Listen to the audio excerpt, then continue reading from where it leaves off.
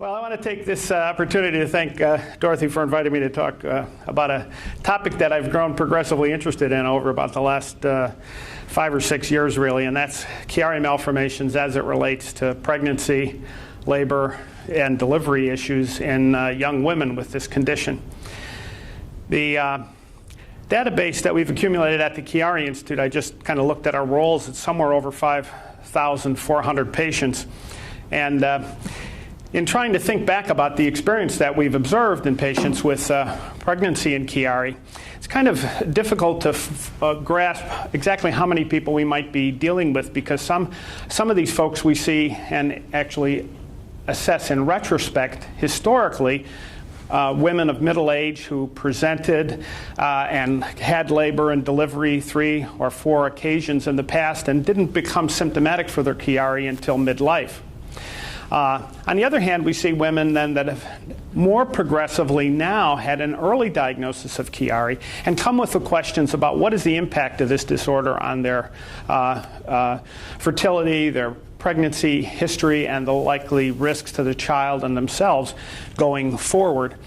I think trying to grasp what are the generalities has been difficult, because every one of the situations is really quite unique in retrospect, and so probably a good point to focus on going forward today is that every individual is a little bit different, that we need a team effort and an analysis of what the status of the Chiari and the patient's symptoms are, what the status of the possible pregnancy is, and all those issues that come to bear on labor and delivery to make good choices. And many of those choices come to bear in the last few weeks of the pregnancy. So although pregnancy, labor, and delivery is always an adventure, with Chiari it becomes even greater an adventure because there are some of these unknowns that come to bear.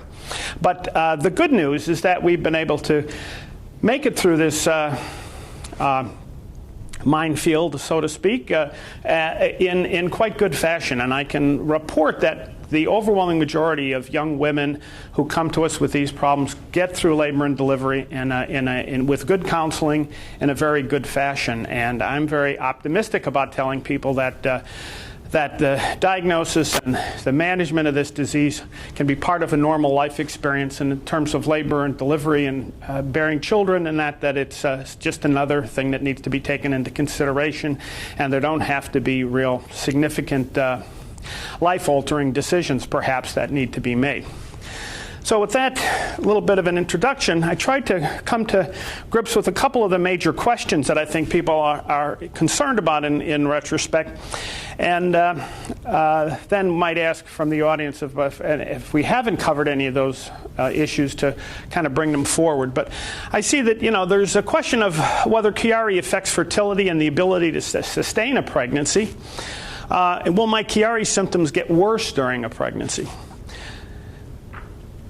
Do I need to have surgery before I get pregnant?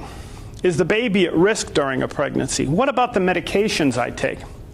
What are the risks that my baby will have Chiari? And we've heard in the introduction today some issues about the genetics of that, which are interesting and important. Will a pregnancy make my Chiari symptoms worse so that I have to have surgery? What are the risks of labor and delivery with Chiari? And what are the options for pain control, and how safe are they? And lastly, how does Syringomyelia affect my options? So, to start with then, Chiari does not seem to affect fertility in any way we're aware of. And but the issues with fertility in young people do put forward something to be reckoned with, because about 10% of couples certainly have difficulty conceiving. And that increases with age, and as our marrying and parenting lifestyles progress into somewhat older age groups, fertility decreases in the way I've kind of shown it out here, which I thought was kind of informative. It often takes a number of perfectly timed cycles before a pregnancy is achieved. And the chances of getting pregnant with each cycle varies a bit with age. So between 20 and 25, your chance per cycle is about 25%, and it goes up with age. And after about 35, there's only about a 10% chance per ovulatory cycle of sustaining a pregnancy or becoming pregnant, and this gets more rare with increasing age. So on average, a woman under 30 will get pregnant after about 6 months of trying, more or less. And I always tell young people, got to be careful about trying. Sometimes you try too hard, and that can lead to some infertility problems. Best probably discussed with your obstetrician and your significant other. There are also some issues with sexual activity and pregnancy. You might as well start with that. And although we often say that Chiari patients have difficulty with Valsalva-like maneuvers, which include anything that makes your face red, more or less, and we all know, I'm sure in this audience, how we get pregnant, and most of the time that involves your face getting red, at least for part of the time. So I would say that despite the fact of Valsalva-like maneuvers causing headache and impacting on folks' lifestyle, I don't often hear that people have difficulty with sexual activity in that regard. So I don't know, maybe they're not terribly forthcoming. It's a sensitive issue. But what I do, without necessarily being asked, but volunteer, that when you talk about positions for sexual activity, that generally the woman on top, as we say, more Chiari patients are women anyway, so they come out on top anyway, so just think about it that way, and that's probably the most desirable circumstance, so that there's not pressure on the abdomen, which can increase intracranial pressure and have effects that might interfere with sexual activity. So, will my Chiari symptoms get worse during a pregnancy? The surprising news is that most women, in the few surveys that have been done, namely among them are Dr. Muller and Dr. Oro's small review, and our experience, I think, has been quite similar, that although many young women have had trepidations about stopping their narcotic analgesics, about stopping their Diamox in the hope of getting pregnant, that they generally do really quite well. After you get past the first trimester of some nausea and some difficulty that are usually more pregnancy than Chiari related, generally in the second and third trimesters, most women have a somewhat better time of it, surprisingly. And I don't have any explanation whether that's got something to do with levels of progesterone or other activities, but they generally tend to do quite well during the remainder of the pregnancy. So I wouldn't say that that's something to be afraid or concerned about. The rule of thumb probably still holds true that, you know, the more tonsillar descent there is, the more likely symptoms are to be more prominent. And similarly, you know, in pregnancy, if tonsillar descent is more significant, we might expect perhaps that people have a little more difficulty. So, but that's a very individualistic thing, because we know that there are many ways in which that rule is broken. And there are some individuals with deep tonsillar descent in which they have little or no symptoms. As an example here, we can see kind of a traditional Chiari with a medullary bump and deep tonsillar descent, and the quite good exposure here following an excellent decompression and open cisterna magna posteriorly here.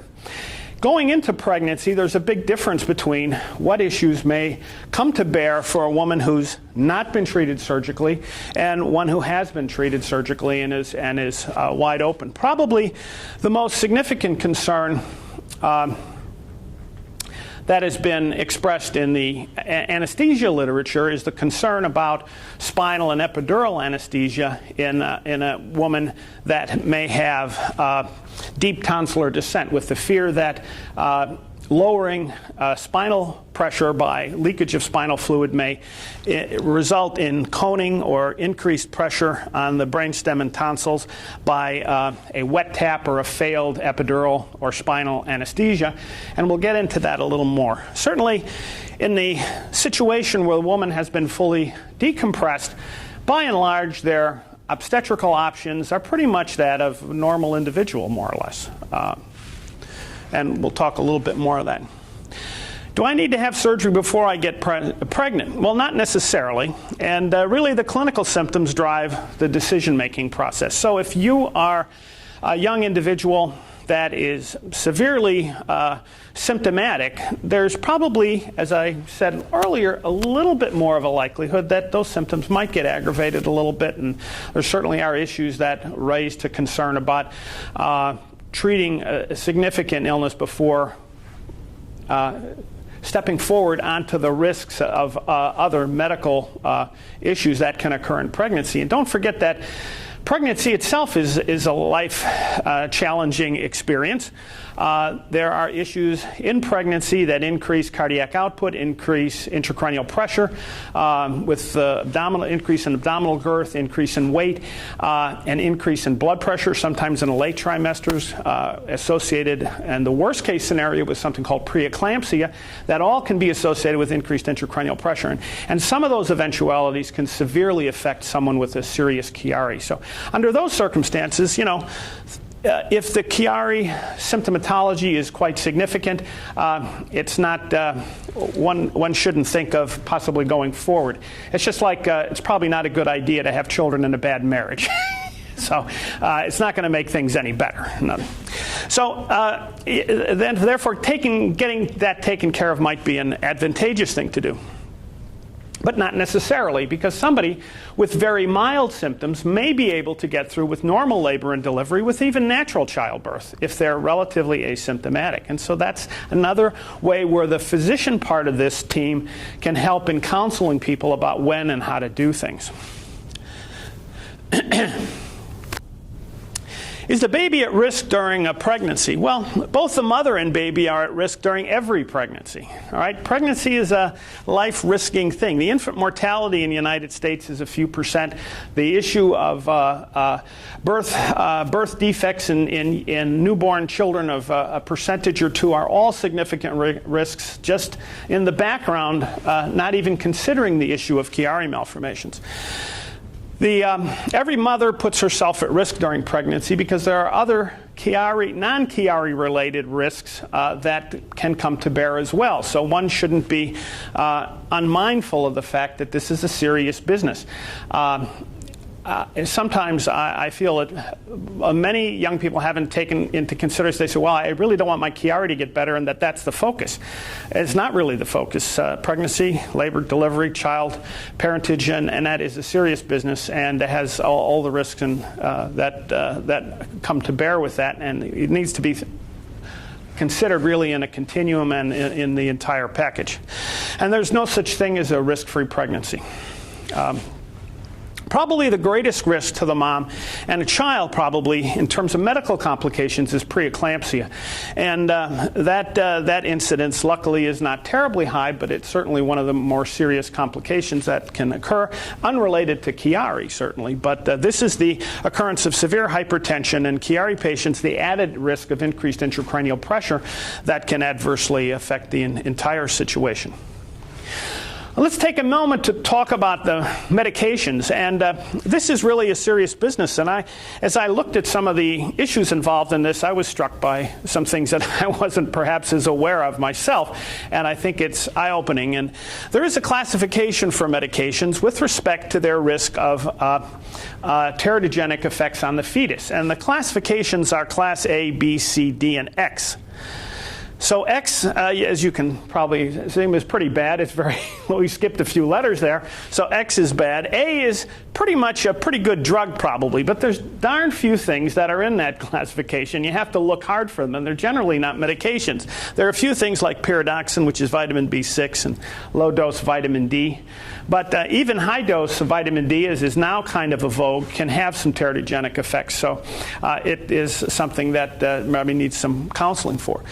In the Class B drugs, these are probably okay drugs, but the general mantra with pregnancy is no drugs, the better. So you don't want to be on anything. Everybody knows the old stories about thalidomide. When thalidomide came out, it's a great treatment for first trimester nausea and vomiting, and then just legions of children were born with Syringomyelia or absent or small limbs, which was a devastating occurrence. So we never can be too sure, and it's best to err on the side of not taking any medications. And Tylenol actually happens to be fairly safe, Benadryl, and even oxycodone.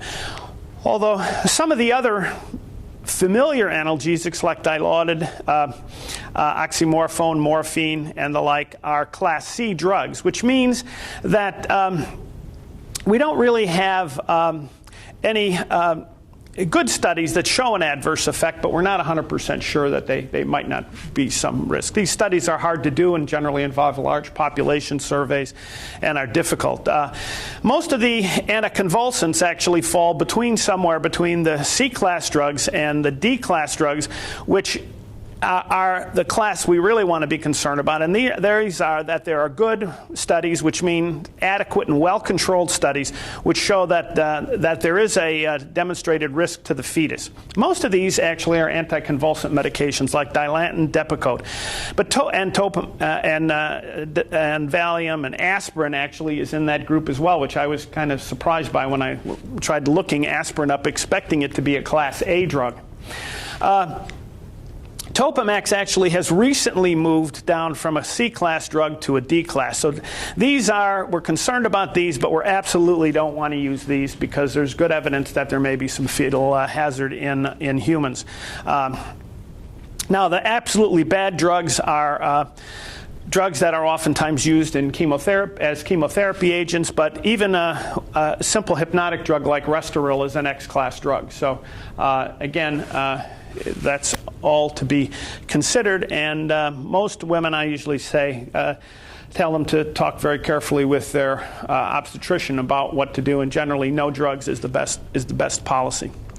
But the drugs that we're interested in, like Topamax, Diamox, acetazolamide, and methazolamide, are generally in the class C. And Topamax has recently, from epilepsy studies, moved from a Class C to a Class D drug, which are many of the major anticonvulsant drugs.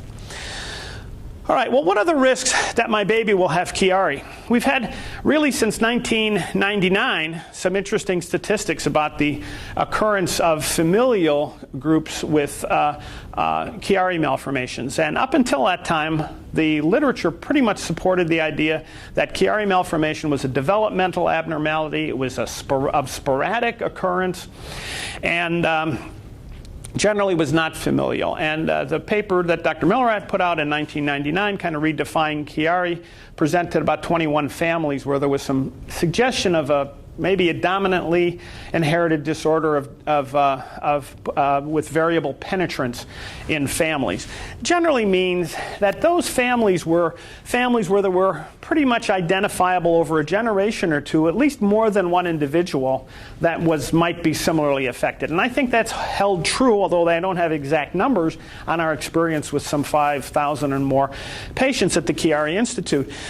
Most of the families where we've identified these individuals, generally there's more than 2 or 3 or 4 individuals, all who have symptomatology and all who can be identified as having tonsillar descent consistent with the radiographic definition of Chiari malformation. So the interesting thing is that we've also seen some connections, as was mentioned in the earlier video, about disorders of connective tissue disease, particularly Loeys-Dietz, and then some other disorders, including tethered cord syndromes, where it seems to be there's some familial incidence of just plain tethered cord problems in a family or two. So, but by and large, if you're a young person and you're considering raising a family and there's no incidence that anyone's aware of that you have Chiari, and there's no particular incidence of headache syndromes that haven't been previously identified, and it's important to make sure that migraine isn't confused with the Chiari-like posterior fossa headache, then it's probably a safe bet that I wouldn't worry too much about it.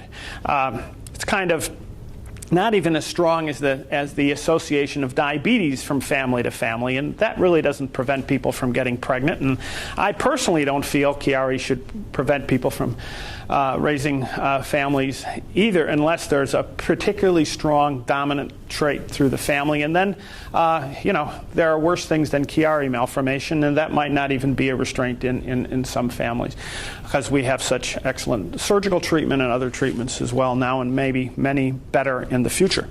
So again, it's interesting, and but for the most part, I think Allison, Ashley Koch, I think we have some 500, maybe 600 or 700 families out of virtually thousands of families with Chiari. So the incidence is of these familial conditions is probably less than a few percent, really. Will a pregnancy make my Chiari symptoms worse so that I have to have surgery? Well, there's no way to anticipate this eventuality. We know that Chiari symptoms progress in relationship to their anatomical substrate. In other words, how bad's the Chiari, and each individual's life experiences. Most notable in our experiences have been the incidence of head and neck injuries. So 25% of patients presenting have had a head and neck injury in some recent past that seem to be maybe associated with the progression of their symptoms. It's less well established whether other systemic illnesses, weight gain, and other conditions can contribute to this. We have, with Dr. Ricketts' interest, been particularly concerned about pseudotumor aspects of Chiari and the issues of weight gain and possible venous obstructive diseases and pseudotumor as part of the Chiari syndrome. And there's more and more building evidence that the risk in pregnancy with excessive weight gain, the issues of that being associated with increasing intracranial pressure, these are all issues that bear on the progress of Chiari malformation as well. So they're important issues for pregnancy, labor, and delivery. There probably are other issues such as the incidence of systemic illnesses or inflammatory illnesses like H1N1 disease, or West Nile, some of these inflammatory conditions that may be associated with aseptic meningitis may affect the absorption of spinal fluid, the circulation of spinal fluid, and the presence or absence of some meningitic reaction in the subarachnoid space that might affect the progress of Chiari malformation.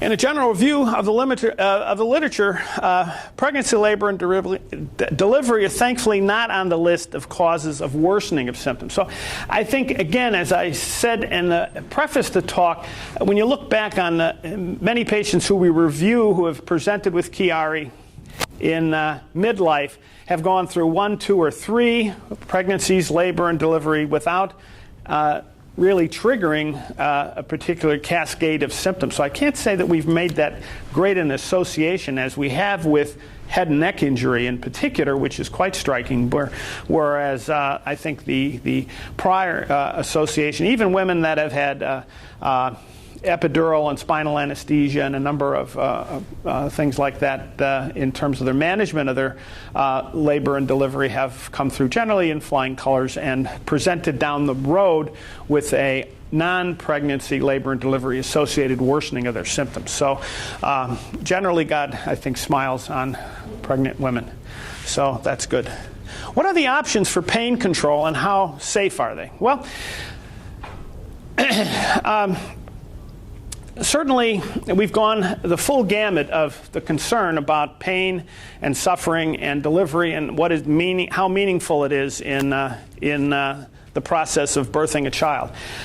In talking with my mother, I was interested in finding out that back in the 40s, painless childbirth was considered the epitome of clinical excellence. So you came in the hospital, you had your baby, you woke up 5 days later, and you took the baby home. But you don't remember too much of what else went on, And when I began raising my family, the idea was to struggle through a labor and delivery perfectly awake and have the child from the moment of delivery, nursing and caring for that little infant from the second you gave birth, and leaving home struggling and exhausted and devastated, more or less, and is sort of with the idea, is this what it's all about? So, we've gone the gamut. And what that emphasizes is that there's just a breadth of experience, and individuals now, I think, have a more reasonable control of what they want to do and how they want to do it, and it's probably a lot more sensible than either of those two earlier options. Pain certainly is a concern.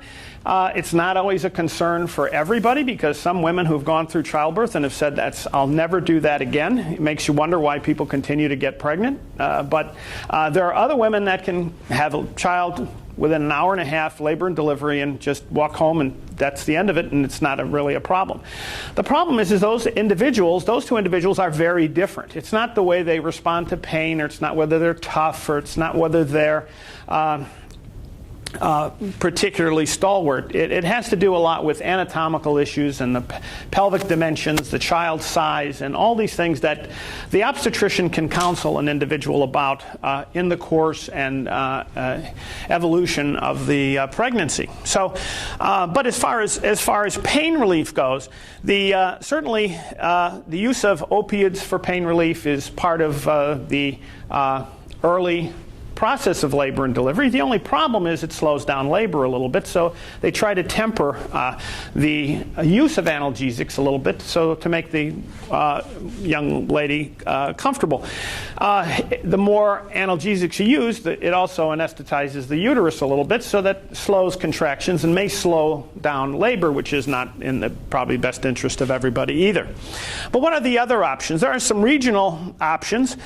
Regional infiltration anesthesia, cervical, around the cervix, and pudendal blocks, which anesthetize the perineal area where an episiotomy or at the tail end of the birth canal there, which can be painful in childbirth, can be used.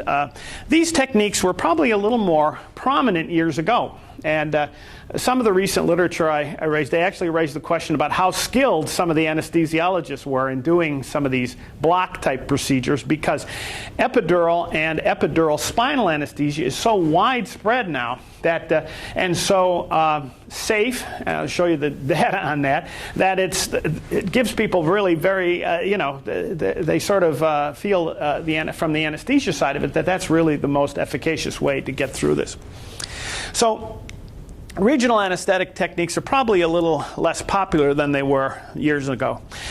Epidural and epidural spinal anesthesia is probably more than 60 to 70% of the analgesic approaches used in labor and delivery. Certainly there's a percentage of people, that I'll show you some of the statistics, go through really natural childbirth. They don't have any analgesia.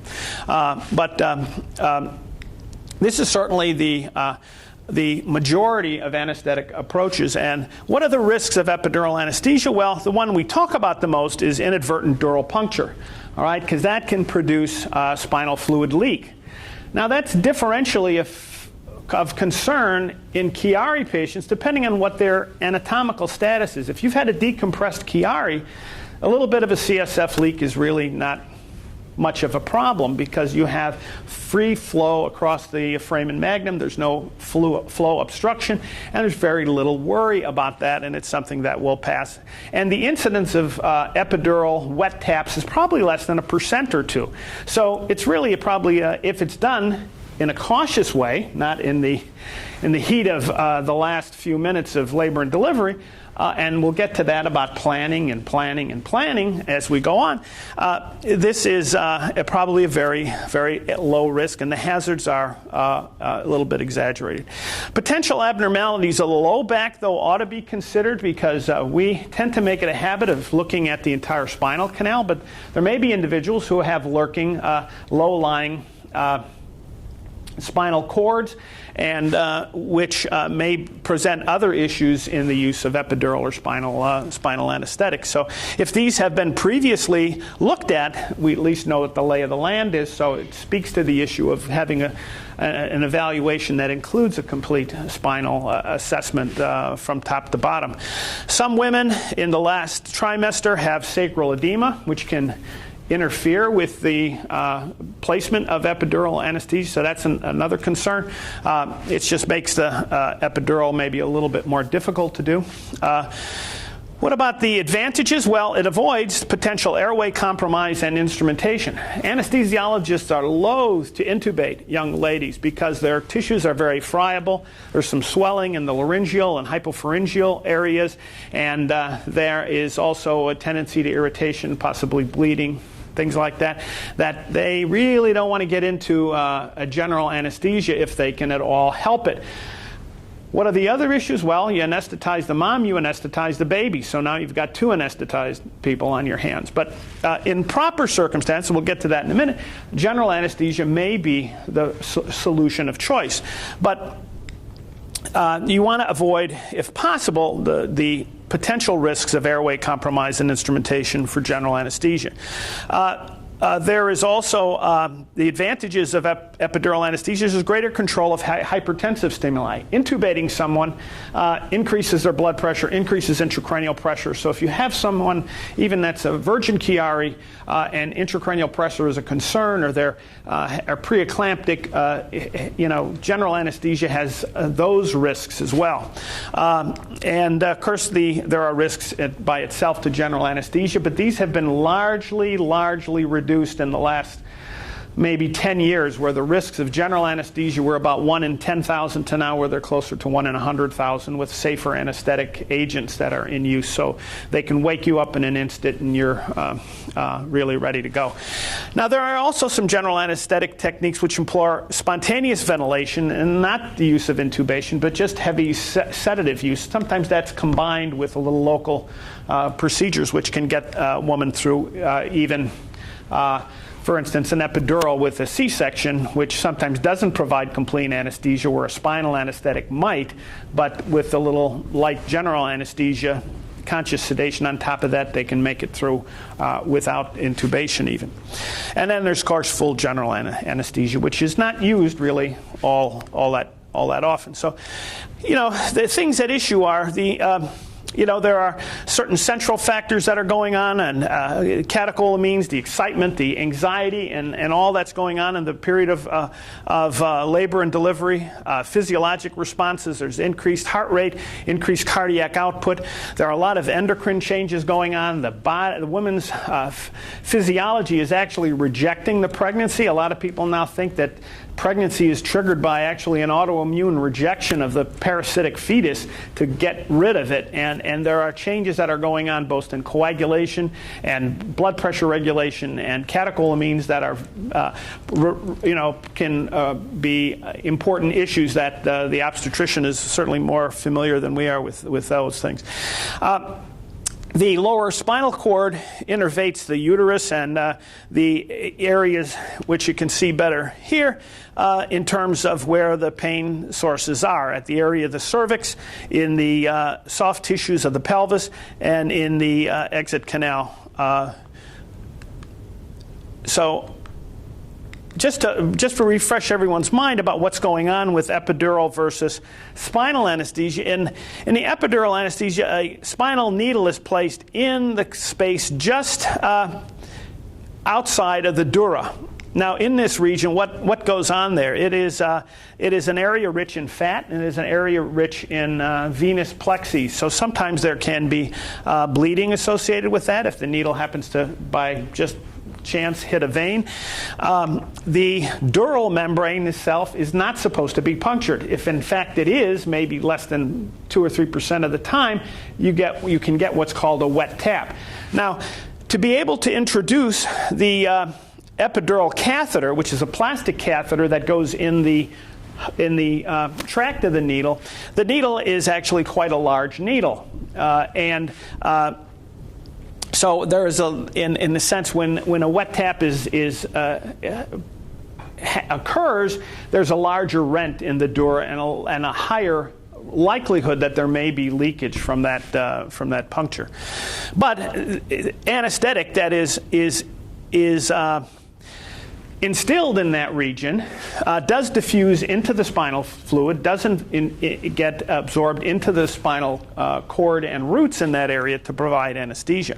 One of the other interesting concerns that I came about was the actually application of the epidural anesthetic, and in some individuals who had quite serious tonsillar descent, and their anesthesiologists have come across the issue where rapid infusion of epidural anesthesia can compress the venous plexus and actually increase intracranial pressure, as another concern, along with preeclampsia and stress and that increasing intracranial pressure at the same time. So they're concerned about these many factors, and many of the anesthesiologists will use a technique where they very slowly infuse the epidural anesthesia. Now, what's the difference between epidural and spinal anesthesia? Well, it's maybe a little hard to see, but this introducer here is the tract for which a very, very tiny spinal needle, about a 27 or less gauge spinal needle, is actually introduced through the dura into the subarachnoid space. Now, my anesthesiology friends assure me that they almost never, ever have CSF leaks related to that tiny little bit of a puncture, as long as there's not a wet tap made. But they don't really try to get too close to the epidural space necessarily, and they really just need to get it through the tougher soft tissues, because that tiny needle would not make that kind of a penetration through the soft tissues. So they got to get just a little bit close, and then they've put that fine needle through. They can then administer spinal anesthesia, withdraw everything, and that spinal anesthesia can last for 6 or more hours with very good anesthesia, so that the young mom can have a C-section if necessary without feeling discomfort. That's not always a guarantee with epidural anesthesia. Some folks are using a bit of a combination of epidural and spinal anesthesia to boot. Now, what are the risks here? This is a series of studies that were done looking at the rates of complication: epidural hematomas, infection, transient neurological injury. Large studies were more than 10,000 women, and if you look at the percentages here, they're generally less than 0.02%. All right. So we're talking about not a very high incidence of complication rates, really, with epidural anesthesia. And here, you're almost in the class of getting struck by lightning here when you look at the numbers and occurrences within a million individuals. Now, what are the types of anesthesia provided? If you look here, these are strata number 1 is hospitals with greater than 1,500 births, so most large medical centers. So you can just focus on stratum 1 and look in the latest data they had was from 2001, and about 60% or so of the labor and delivery anesthesias were epidural. So by far, that's kind of what most people are getting. And parenteral medications alone, maybe another 30%. The other spinal, really, use of spinal and epidural and combined are quite a bit lower numbers, there is some criticism in the United States that C-sections and the incidence of C-sections is greater in the U.S. than it is in a lot of the European areas. I don't know. That's a whole discussion people can get into. I won't say much more than that. Now, how does having Syringomyelia affect my options? Well, the point is that not all syringes, and some people argue about whether it's Syringes or Syringes, and I go both ways here, but I put up here Syringes. It's not Syringes, anyway, are not created equal. So we have some patients with a decompression and still some tonsillar descent, but some open pathways and a collapsed syrinx, which is probably not much of an issue. We can have others with just the tiniest slit-like syrinx, which may be residual, and these things don't have much of an issue. But if we get into individuals that have larger and fusiform, quite expansile syrinxes, the concern of second stage of labor pushing for more than 6 to 12 hours is a significant, possibly an impact, contributing to potential rupture of the syrinx through the spinal cord and creating of sudden problems. Nonetheless, that doesn't happen very often, although we fear it. I'll never forget one patient had an impact on me, but I never saw it repeat. It was a young man who had actually a traumatic syrinx, presented about 10 years ago, and he had he was a merchant marine, and he had fractured his back he fell off on a boat. He fell off against a railing and cracked his big, really ruined his lower spinal cord, and he had a syrinx at that level, and he went through a number of years, and he developed symptoms. Every time he had a cough or a thing, he would get a raise in his level, and you could actually, if you took a careful history and then went back to his imaging, you could see where the syrinx actually dissected up through the spinal cord all the way up to his bulbar region by the time he came to real concern about it. So the potential for syrinxes, as I like to explain to people, if you take a clown's balloon, and you stretch it out and blow it up, you're going to produce a little bubble in that, and if you squeeze on that, it can have the potential to go north or south. And that's kind of the conceptualization of why pressure, straining, and Valsalva-like maneuvers, and certainly pushing in the last stages of labor, can be potential concern for syringes that are large. And we know that sometimes these very large syringes can be totally asymptomatic. So you can't really ask the neurologist, do I have a syringe, or is it big, or is it small? It's all in the pictures. You've been more than once shocked by a syringe that is 80% of the spinal cord from C1 to the conus, and the patient is virtually with a normal neurologic exam. Now, I can't explain that to you from a neurologist's point of view because it just seems impossible. But developmentally, that's probably been there for the very longest time, and the patient has adapted to that, and the nervous system is wonderful at doing that. But in the context of labor and delivery, there are certain concerns that we would have about pushing and carrying through the strenuous activity of birthing a child. So those individuals, probably, their options are for cautious, well-supervised general anesthesia and a rapid delivery, probably somewhat early than term. Now, conclusion. So what can we say in general? What are the take-home messages? Well, virgin Chiari patients need to be handled with the expectations driven by prior symptoms and prior imaging. So you need to know, how bad the Chiari is and how these symptoms are mounting in the course of time. And the options may range, actually, from general anesthesia in the case of a young woman with a seriously impacted Chiari who finds out she's pregnant and hasn't had surgery and may or may not be terribly symptomatic and is faced with carrying through this labor and delivery. And so general anesthesia may be the option of choice. So we don't run the risk of a wet tap. We don't run the risk of a CSF leak or compromising even the minimally small risk that chemical injections of anesthetic agents can cause arachnoiditis and somehow influence the status of the Chiari until we can do something more definitive about that. And including virtually normal labor and delivery if the dimensions are right and there's no what we call cephalopelvic disproportion, and it looks like the child's going to be birthed relatively easily. A very skilled obstetrician with low forceps and a good circumstance can birth the child with a couple of good small pushes, and everything is fine without general anesthesia, without a lot of other falderal. So a lot of it is in the hands of the obstetrician, a lot of it is in the hands of us knowing what we're dealing with, and then working together as a team, understanding that this is a high-risk situation and that it's a team effort, so we're all on the same page, and the anesthesiologist and the obstetrician know what they're dealing with. And that this is a planned occurrence.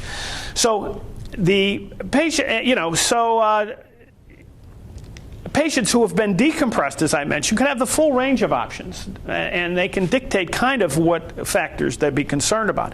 Patients with syringomyelia ought not to push in the second stage of labor for fear of rupturing the syrinx. In addition, there's the potential risk of chemical meningitis associated with intrathecal analgesics. But this is, again, not something we come across all of that commonly, because syringomyelia is only present maybe about 10 or 15% of patients with Chiari. It's not, it's by proportion much smaller than that population, and not all of them are of childbearing potential. So what's the mantra at the end is plan, plan, plan. You get designated as a high-risk OB patient, get your anesthesiologist on board, know the anesthesiologist, and so we don't want a situation, for instance, where it turns out that you're going into labor and the nurse anesthetist happens to be on call that night for the group practice. So there are a number of strategies that people go into. Induced labor and delivery, maybe a week early if the timing is right and the ultrasounds have indicated a fully mature child. So that's, a planned kind of labor and delivery, so everybody's on board. We know the anesthesiologist, the obstetrician, anesthesiologist work carefully together, and we know what's going on with the individual. So anesthesiology consultation with someone that's going to be sticking with the team and is properly organized on the front end. And that's really the prescription for success. So what I would do now is entertain some questions, things that we might not have covered. So if you have syringomyelia, and you are, would you still have an epidural? Would you do a C-section? Like what would you recommend? Well, I think if the syringomyelia is been treated in a sense with decompression and the syrinx, let's say you have a cervical syrinx and a significant Chiari. The Chiari is decompressed, the syrinx collapses to virtually a slit. Your options are probably fairly full at that point. We're not too concerned about the syrinx developing new life, as it were, again, but there are some potential issues, and I sometimes say, well, what about chemical meningitis? The old horror stories about spinal taps generated from the 1940s when women, these spinal anesthetics had first become available, and women were given obstetrical anesthesia with spinal anesthesia, and many of them developed, or not many, but enough developed, arachnoiditis, severe pain, and paraplegia as a result of this, and gave actually spinal taps a bad name. I grew up where they wanted you to do a spinal tap on everybody that came into the neurology service virtually, and people said, oh no, I know you can get paralyzed from a spinal tap. You can't get paralyzed from a spinal tap, very likely, but you can from epidural anesthesia, and that's what people were. Those were the horror stories that they had heard. Aunt Tilly gave birth, and she was normal and fine, and she couldn't walk since she gave birth. She had a terrible sign. And, but the anesthetic agents have changed, and the safety of them in the intrathecal administration is remarkably safe. And frankly, I have to argue with the anesthesiologists to give that a second thought, because they feel that is imminently the safest thing, because they don't run, they're concerned about the immediate complications of trying to intubate somebody in the throes of labor and delivery, increased blood pressure, and doing that in a quasi-emergent situation with the baby crowning, So, or the need for arrested second stage, and they have to get the baby out now, and anesthetic isn't good enough, and a woman is kicking as they're trying to make the incision, and it's always, there's always some horror stories about what goes on in the 11th hour, certainly someone who has, as I have a few patients who have quite significant syringomyelia, and they're relatively asymptomatic. I mean, those individuals we recommend controlled general anesthesia. No pushing, no epidural, no, risk of violating the subarachnoid space, because we just don't want anything to mess with that anatomy, And that's been done successfully in many patients, but not that, it's not a lot of patients, So I think, syringomyelia is a little bit the challenge, and again, it depends on what kind of syringomyelia we're talking about,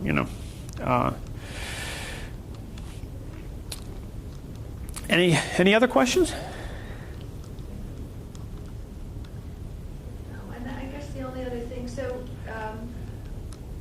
The biggest question we get is, what about the drug? Again, just to review the drugs. So if you're on opioids.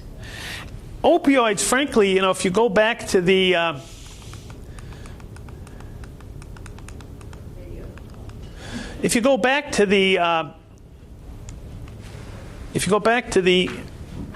slide with this group, the most of the opioids are kind of in the C class, which is animal studies have shown maybe an adverse effect, but that's animals that have been given huge amounts. And but there are no good studies in pregnant women, or there are no studies available and no good studies done in pregnant women either. So it's kind of an open issue.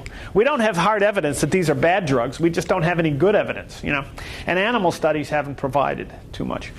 So you know, Diamox is a C class drug. Methazolamide, you know, even Maalox, Sudafed, Keppra, Lamictal, you know.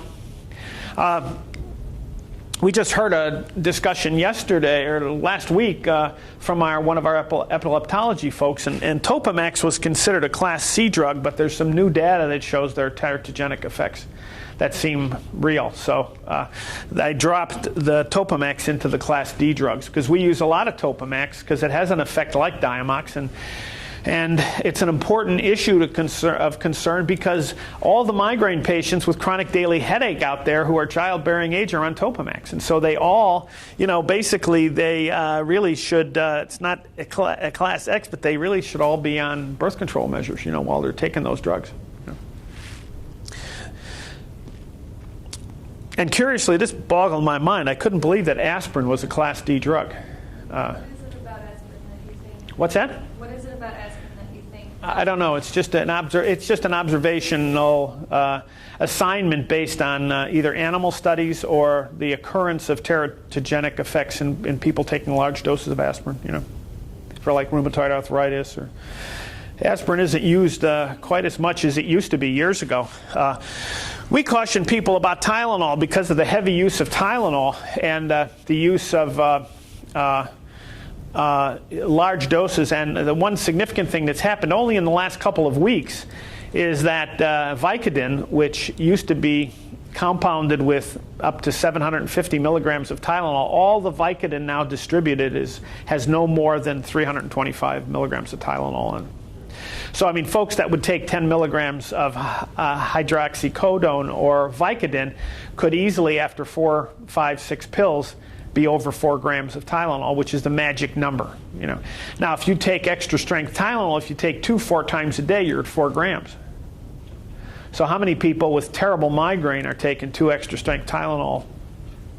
I have people taking 8, 10, 12 tablets a day sometimes, you know. And that's a no-no. You mix that with alcohol, and it's deadly. Deadly, you know, and there's no return from it. I mean, once you have this liver toxicity, it is lethal, 80 or 90% of the time. So you have to be, especially when most of the time those issues are complexed with alcohol use, you know. So you have to go quite a stretch to get a Class A drug that's potentially totally safe, you know.